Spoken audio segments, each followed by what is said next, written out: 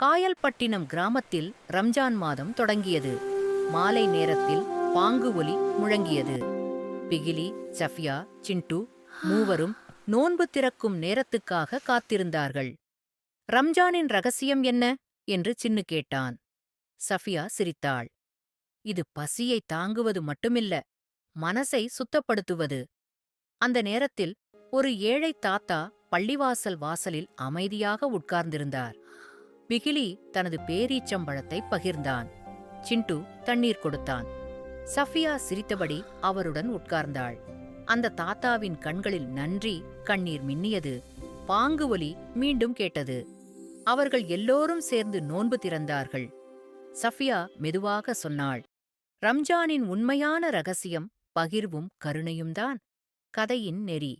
பசி குறையும், ஆனால் பகிர்ந்த அன்பு என்றும் அதிகரிக்கும்.